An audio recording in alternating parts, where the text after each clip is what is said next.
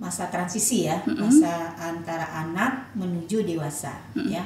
Jadi di masa remaja ini seorang anak itu untuk mempersiapkan dirinya ketika dia nanti pada saat dewasa. Ini bahwa anak itu dia tidak didukung orang-orang lain, misalkan disuruh-suruh ya.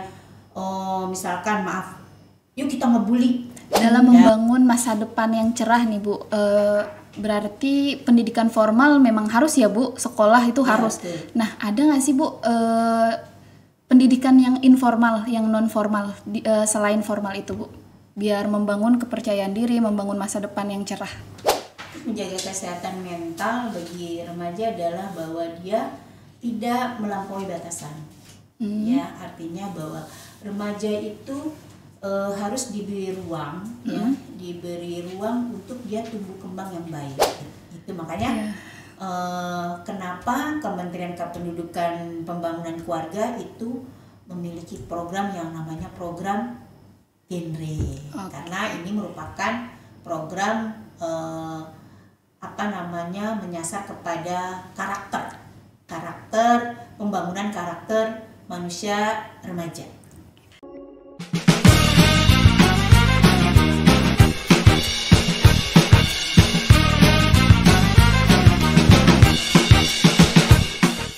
Halo Sobat Bangga, selamat datang di Bangga Podcast, podcastnya keluarga berkualitas. Kali ini kita kedatangan tamu spesial banget nih yang ada di samping saya, Ibu Linyo. Bisa perkenalkan dulu Bu? Baik, Assalamualaikum warahmatullahi wabarakatuh. Nama saya Linyo Rezana Elia. Saya dulu pernah bekerja di DPP Kabupaten Tangerang sebagai Kasih Ketahanan Remaja. Di DPPKB, terutama di K3, Ibu tuh berkecimpung di bagian remaja ya Bu ya, di genre. Bisa dibilang emaknya genre, benar? Karena pembina ya, jadi anak-anak tuh selalu nyebut saya biar akrab gitu, jadi emak genre. Jadi genre tuh punya emaknya Bu Linyo berarti ya. Ya, gitulah kira-kira. Oke Bu, untuk pertanyaan pertama, apa yang dimaksud dengan kemandirian remaja, terus mengapa itu menjadi aspek penting dalam perkembangan remaja?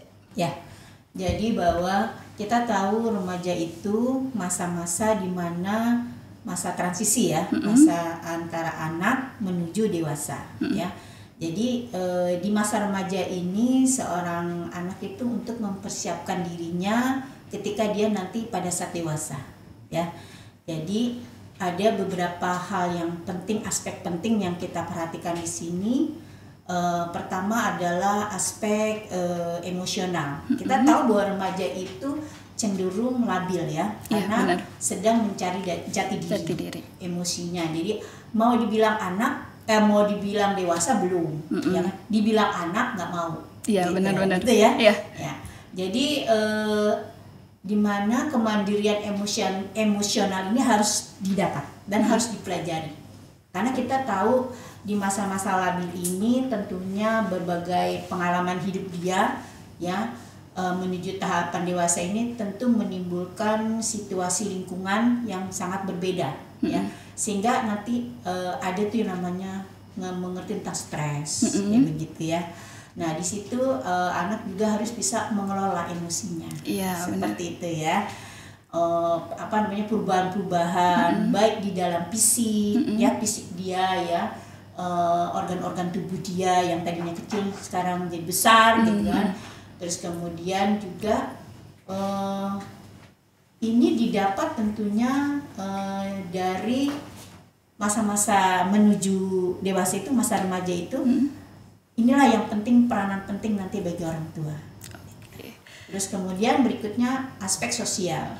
Gimana kemandirian sosial ini anak juga harus membangun hubungan yang baik antar saudara, kepada orang tua, kepada keluarga yang lain, kepada teman, lingkungan sekolah dan sebagainya. Kemudian aspek berikutnya adalah aspek pengambilan keputusan. Jadi remaja juga penting untuk memahami bagaimana dia bisa bertanggung jawab, mengidentifikasi masalah yang ada di dalam diri dan lingkungannya, kemudian dia bisa mengevaluasi dan akhirnya dia bisa mengambil suatu keputusan. Yang berikutnya adalah kemandirian perilaku, di mana anak ini ditekankan untuk mempunyai keterampilan bahwa dia harus menghindari perilaku-perilaku yang berisiko di masa remaja. Begitu. Oke Bu, mengenai tadi pengambilan keputusan ya Bu, Ya. untuk remaja. Ada tips khusus nggak sih Bu untuk pengambilan keputusannya? Untuk pengambilan keputusan biasanya pada remaja itu banyak ya keterampilan-keterampilan yang dia harus pahami gitu ya. Umpamanya biasanya dia harus juga memahami bagaimana dia menghormati ya, bagaimana dia menghormati orang tua ya. Terus kemudian bagaimana dia paham-paham agama spiritual yang ada di keluarganya ya. Itu juga bisa membantu pengambilan keputusan supaya dia tidak terjerumus ke dalam perilaku yang negatif, Yang menyimpang ya? Yang menyimpang seperti itu. Oke, berarti nggak asal-asalan ngambil keputusan ya Bu, karena udah ada backupan di belakangnya ya Bu? Ya, betul. Oke, untuk perbedaan kemandirian sosial dan emosional sendiri gimana Bu? Untuk kemandirian emosional di sini bahwa anak itu dia tidak didukung orang-orang lain, misalkan disuruh-suruh ya. Misalkan maaf, yuk kita ngebully ya kan, bully teman-teman. Dia tahu bahwa ngebully itu adalah perbuatan yang jelek. Nah, dia harus bisa menguasai itu ya. Terus kemudian ketika dia marah ya, dia marah tidak harus menyakiti orang lain ya, itulah. Nah, sedangkan sosial, bagaimana dia bisa membangun berperilaku hubungan yang baik. Dia bisa berbahasa yang baik pada orang tua, dia bisa membangun hubungannya yang baik kepada saudaranya seperti itu, kepada teman. Jadi dia bisa berinteraksi secara efektif ya. Artinya dia bisa ada rasa hormat, kemudian dia bisa untuk rasa hormat, dan dia kalau bicara itu bisa didengar orang lain. Jadi enggak, misalkan dia minta sesuatu ya kan, dengan kalimat yang negatif, nah itu kan nggak bagus juga. Seperti itu. Tadi kan bicara tentang emosi itu maksudnya biar nggak menyakiti orang lain ya Bu ya. Kadang kan kayak kalau lagi marah tuh semuanya kena gitu, orang sekelilingnya kena, ya nggak sih Bu? Ya kan, kayak kena omel semuanya. Itu tadi kan cara tips satu tips deh Bu buat mengurangi emosi kayak gitu. Ya, jadi remaja itu kita tahu bahwa kalau kita marah kepada orang lain, kan orang lain itu nggak ngerti kadang, ya. Karena yang sebenarnya yang membuat orang menjadi berubah itu karena adalah pikiran. Ya, pikiran itu yang membuat dia marah. Contohnya, ya, itu bibir merahnya jelek tuh warnanya gitu. Ya, kalau kamu masukin di dalam pikiran itu misalnya sebagai bercandaan, jadi masalah. Iya benar. Ya, tapi kadang kan ada yang ini ya Bu. Tapi kalau kita sudah memasukkannya ke dalam hati, ya, wah dia itu menyinggung saya, wah dia itu sudah merusak harga diri saya. Pertama pikiran, ya. Setelah pikiran itu masuk, ya kemudian masuk ke dalam hati ya. Marah kan. Jadi sebenarnya yang memutuskan marah atau tidak itu adalah diri sendiri. Nah, ini yang perlu di dalam nanti ya, di dalam program genre itu kita ada yang namanya mengelola emosi. Ya Bu, selanjutnya kenapa kemandirian perilaku itu mencegah remaja terjerumus dalam perilaku berbahaya? Kemandirian, betul.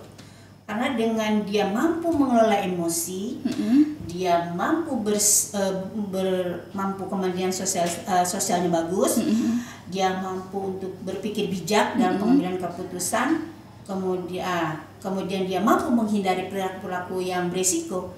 Itu tentunya bisa menjadi hal yang penting di dalam tahap perkembangan menuju dewasa. Ibu, kemandirian dapat meningkatkan kepercayaan diri. Gimana cara meningkatkan rasa kepercayaan diri kepada remaja? Kadang kan kalau remaja tuh suka insecure ya Bu, bahasanya nggak pedean gitu, nggak pede tampil di depan layar, depan kamera, terus juga ketemu orang banyak itu nggak pede gitu. Itu cara antisipasinya gimana Bu? Tentunya di sini remaja harus bisa memiliki life skill, ya. Jadi artinya dia harus selalu belajar, ya.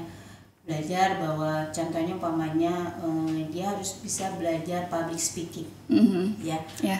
Dia belajar public speaking yang bagus, ya, sehingga dia bisa berkomunikasi kepada orang secara efektif, ya. Kemudian dia juga membekali dirinya dengan ilmu-ilmu yang lain, skill yang lain, sehingga itu juga bisa menambah kepercayaan diri sendiri, sehingga dia bisa, dengan berbeda sedikit dengan kepada orang lain, itu juga bisa menimbulkan rasa kepercayaan diri. Oke. Ini Bu, dalam membangun masa depan yang cerah nih Bu, berarti pendidikan formal memang harus ya Bu, sekolah itu harus. Betul. Nah, ada nggak sih Bu pendidikan yang informal, yang non formal selain formal itu Bu, biar membangun kepercayaan diri, membangun masa depan yang cerah? Jadi kalau yang namanya membangun kepercayaan diri itu tidak harus selalu ke pendidikan yang formal, ya. Yang informal juga bisa, ya. Contohnya umpamanya untuk pendidikan yang sekarang ini ya banyak ya, kayak dia les-les kayak begitu, ya. Terus kemudian pendidikan informal itu sekarang ini udah